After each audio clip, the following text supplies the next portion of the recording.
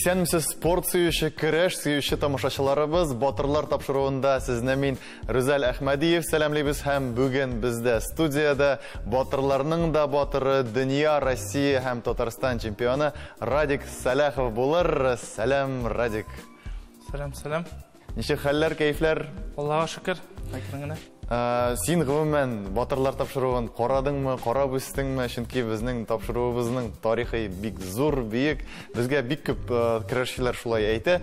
Менә мин ул тапшыруны карап үстем. Сиңа бу тидеме ничектер? Тиде, конечно, бу тапшыруларны гел карый дирек. Яратып карый дирек, көтеп ала дирек. Шуңа күрә элеккеге көрәшчеләрне бик яратып карый дирек. Яхшы, син инде менә спортка күптән килдең, кичкенәдән үк әлеге спортта һәм мин әле 2017 елгы, 16 елгымы фотографияны күргән идем. Син анда гомумән хәзерге халәткә охшамагансың. Синең спорт карьераң ничегрәк башланып китте? Спорт карьерасы минемчә инде 11 Алла Тәгалә белән язылган. Икенчедән минем бабайлар бөтенесе көрәшкән. Ике яктан дагы әти көрәшче, шуңа күрә миңа да шулай язылган булгандыр көрәшкә кереп китәргә.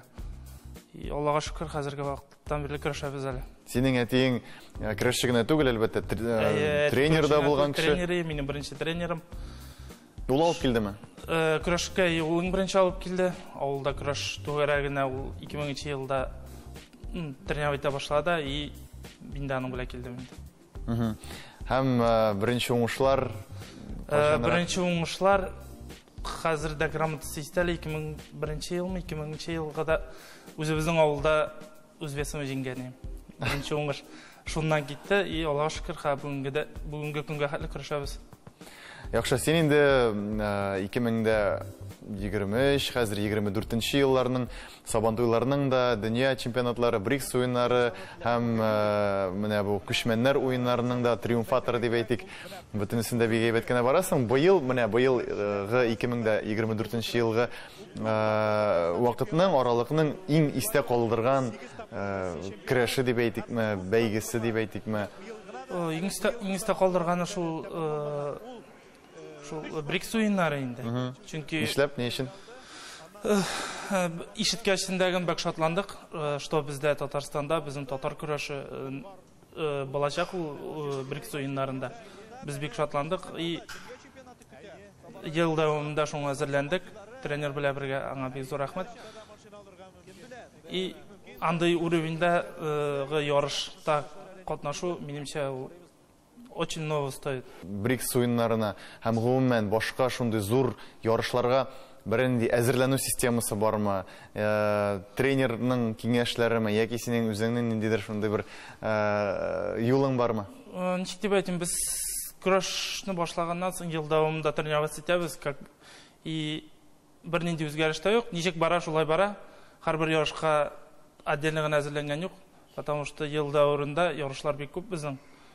Шуңа күрә ничек тренировать итәк, шулай ук тренировать итәбез. Һәр вакыт формада инде. Һәр вакыт формада тырышабыз үзен тотарга. Менә син тренер дидең дә, аның киңәшләре дип, тренер белән бергәлектә дип сөйли башлаган иң. Кем ул тренерың һәм синең өчен ул бүгенге көндә нинди урында, нинди рольдә? Хәзерге вакытта мин Шалда яшим, шуңа күрә Хайбул Илнур Нурсамовичта тренировать итәм.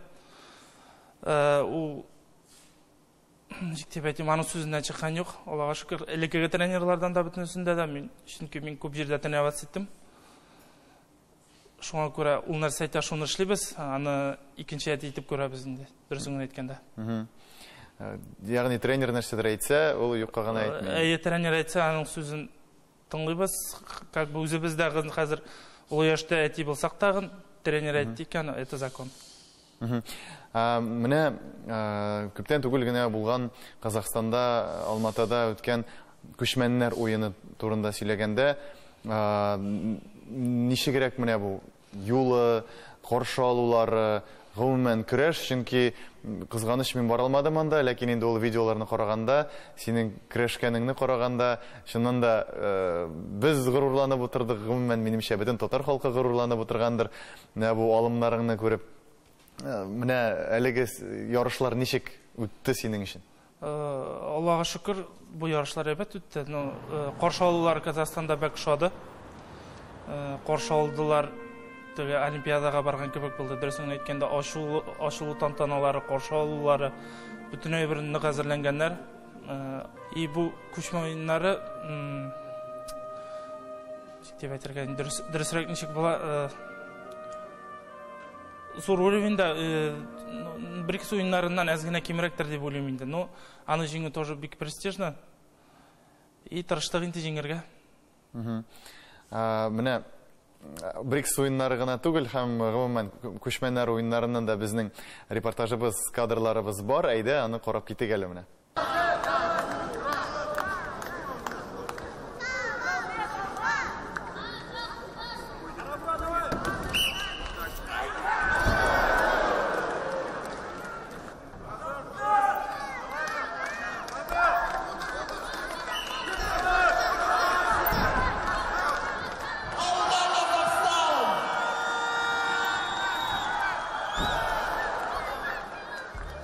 Сез шундый зур дәрәҗәле уеннарга баргач, дөнья күләм уеннар, БРИКС уеннары булсын, шул күчмәннәр уеннары булсын, анда барыбер башка стильдә тәрбияләнгән, ничектер башка җирлектә үскән, башка алымнарны кулланган көрәшчеләр белән күрешәсез, очрашасыз, келәмдә көч сынашасыз, бил алышасыз. Менә теге иң авырлыклары, җиңеллекләре бармы менә монда үзеңә сизелгән? Андай нинең бер ничек дип әйтим, бер ни плюсы бар безнең өчен. Алар күбесе прогиб белә ата белмәй. Шуңа күрә безне яшактан өйрәттеләр прогиб белә атырга. Аларның күбесен, кем папаясыннан килә, кем воннидан килә, кем классикадан, аларның күбесе прогиб белә ата белмәй. Специфика аерыла. Специфика әзрәк аерыла. Шуңа күрә менә шул бер плюс бардыр дип мин. Калган яктан бер калган яктан алар шундый кеше, шундый спортсмен, и шуңа күрә чыкканда бүтән соперникка чыгасын настраивать итеп. Көндәшеңә аерым әзерләнү дигән әйбер бар. Аның стилен өйрәнү, аның теге алымнарын өйрәнү, монда андый нәрсә сизеләме? Андай бер белән әзерләнгән юк, чөнки һәр соперник үзенчәлекле. Шуңа күрә бездә бит бокс уеннарында кебек, бокста кебек бер генә кеше белән көрәшәс түгел.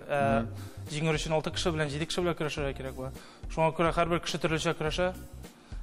Шуңа күрә отдельный бер кешегә генә әзерләнгән юк. Сез татар көрәшендә генә түгел, һәм Билбау көрәшендә дә мәсәлән чыгасыз, бит анда да үзенчәлекләр бар. Анда мәсәлән прогиблар гына кулланылмый, башкалар да чалулар да кулланыла, подсечкалар да кулланыла. Менә бу очракта татар көрәше сезгә комачауламыймы? Кирсенчә, чөнки аякка керә башласалар мәсәлән. Дөресен әйткәндә, мин элегрәк көрәшәдем папаясам, хәзер бер 4-5 ел көрәшмәдем дә, яңадан көрәшә башладым. Менә июнь аенда чемпионат Россиягә бардык. Дөресен әйткәндә, күп кешеләр килде, шаккатып, чөнки мин бүтән үземне җиңүләремдә, бүтән ничә көрәштем, бүтәнсен дә прогиб белән атып җиңеп чыктым. Шуңа күрә анда киләләр дзюдоистлар, подсечка ни ясыйлар, аякны эләктерсәләр дәген, безнең шул яраткан прогиб бүтәнсендәген чыгара. Чиста матур. Аеруча менә күчмәннәр уенда финалда дип аңладым, әйме? Ничә килограммлы синең көндәшең булгандыр? Казахстан көрәшчесе. Менә бу моментларны финал булды, һәм шундый тәҗрибәле, синнән ничә килограммга авыррак булган көрәшче, менә бу ничегрәк үзеңчә әлеге көрәш барды, үтте, һәм инде синең менә бу алымың гомумән. Минемчә, Аллаһка шөкер, без дип әйтәм, алдан планировать иткән кебегрәк булды инде ул. Җиңел булмады, андый кешене шуңа күрә как бы. Ничә килограммга авыррак синнән? Бер 20-30 килограммга авыррак миннән, шуңа күрә барыбер дагы эта роль играет инде, большую роль играет. Шуңа күрә как бы элек ничә көрәшкән, тяжлар белән шулай көрәштем инде аның белән, Аллаһка шөкер, получилось бүтән бер. Киләчәккә планнар үзеңнең ниндирәк спорттамы яки башка өлкәдәме? Киләчәктә хәзер Алла бирсә 10 ноябрьдә чемпионат мира була папаясам. Шуңа әзерләнәбез. Аннан алда чемпионат Татарстаны декабрьдә. Хәзер бүтән көчне, җанны биреп, спортзалда тренировать итәбез, шунда әзерләнәбез. Тиз генә әле карьераны тәмамларга уйламыйсың дип. Пока Алла бирсә көрәшәбез, әле көрәшәбез. Пока туктарга исәп юк әле. Менә күп кенә спортсменнар тәҗрибә җыйгач, инде дан казангач, алар тренер булып та эшли башлыйлар. Тренер булып китәләр, гомумән башкаларны үзләренең тәҗрибәләренә өйрәтәләр. Синең гомумән тренер эшенә карашың ниндирәк? Һәм киләчәктә әзерме син тренер булырга? Дөресен әйткәндә, мин тренер гаиләсендә үстем. Шуңа күрә күреп үстем аның нинди авыр икән. Шуңа күрә хәзерге моментта ялда дагын, я думаю, мин тренер була алмасмын. Шуңа күрә ул тренер эше бик авыр эш. Һәр тренер 20 кешегә отвечать итә, шуңа күрә анда нервы кирәк, түземлек кирәк. Минем аны хәтта түземлегем юк. Әлегә шулай уйлыйсың. Әлегә дип шулай. Бәлки без күп кенә еллардан соң әлегә синең җавабыңны карагач, менә хәзер мин ала уйламыйм дип, барыбер тренер буларга риза дип дигән фикердә туарга мөмкин мәсәлән үзеңдә. Алай да булырга мөмкин. Ну, хәзерге моментта инде ничек дип әйтим, яшьләргә үзем белгән әйберләрне әйткәнем тренировкада. Ансына мимжәлләмим сүзләремне подправлять итәргә. Хәзерге моментта әле мин спортсмен, тренер түгел. Әлегә аны башка нәрсә турында уйламыйсың. Башка турында. Син бит инде Чаллыда тренировать итәм дидең. Ранис белән Гыйләҗетдинов белән бергәдер дип аңлыйм. Бер тренерда. Бер тренерда. Менә гомумән Ранис белән һәм башка команда вәкилләре белән, шул башка көрәшчеләр белән нинди мөгамәләдә үзең дуслармысыз, көндәшләрмесез, чөнки барыбер ни дисәң дә кайберәүләре белән үз весыңда да, кайберәүләре белән Сабантуйда абсолютларда да көрәшергә туры килә. Һәм кайсы белән аерым дус, кайсы белән бик аралашмыйсың дигәндәй. Гомумән менә көрәшчеләр арасында. Көрәшчеләр без бөтенебез бер олы гаилә. Шуңа күрә бер кеше белән дә талашмыйбыз да, сугышмыйбыз да. Без каверда враклар, кавердан чыккач без дуслар бөтенебез дә. Аллага шөкер, бер кеше белән дә талашканда юк, бөтенебез дуслар. Ул буладыр, кемдер яратып бетерми или нәрсәдер, ну, биткә килеп әйткән кеше юк әле пока. Шуңа күрә бөтенесе дә Аллага шөкер. Кайдан килә бу? Менә бу бөтенесе дуслар дигән әйбер, гаилә дигән әйбер. Чөнки мин аны көрәшчеләрнең үзеннән менә бу табигый әйбердән генә сизмим. Аңлашыла инде, теге үзем дә спортсмен булгач, барыбер син үзеңә якын кешеләр белән аралашасың. Ләкин ниндидер менә өстән килә торган, тренерлардан килә торган, федерациядән килә торган ниндидер менә бу сеңдерү, уй, үзаң бирү кебек минемчә. Менә чөнки ниләрдә дә, мәсәлән, шул федерацияләрдә дә, өлкән тренерларда да, аларда никтер менә шундый позиция. Алар да көрәшчеләрнең бергә булуларын телиләр инде үскәч тә. Менә сез моны сизәсезме? Сез яки инде менә бу үзеннән үзе шулай килеп чыга торган әйберме? Минемчә, ул шул федерациядән, олы кешеләрдән, олы абзыйлардан килгән әйбер.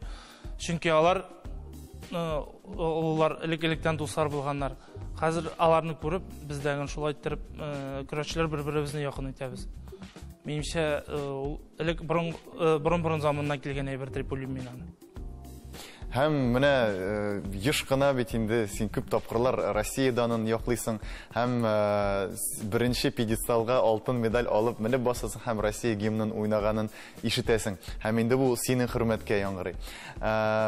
Нинди хисләр кичерә менә бу вакытта спортсмен? Бик ничек дип әйтим, горурлык дип уйлыйм мин бу әйберне, потому что бөтен кешеләргә алай итеп беренче пьедесталга баса алмый, күп кешеләр басырый, бөтенесе дә баса алмый. Шуңа күрә бик горурланабыз андай бер булганда. И шушы дөньядагы хәзерге ситуациялар белән Казахстанда Россия гимнын тыңлау күңелгә нык ятты инде. Ярар, син иң зур җиңүең әлбәттә аңлавымча синең кызың. Һәм инде без сиңа теләп калабыз. Үзеңнең гаиләңдә дә шун батыр булып, гаиләң эшендә чемпион булып калуыңны теләп калабыз. Рәхмәт сиңа килгәнең өчен. Рәхмәт. Әйне хөрмәтле дуслар, без сезнең белән саубуллашып торабыз һәм киләсе очрашуларга кадәр сау булыгыз.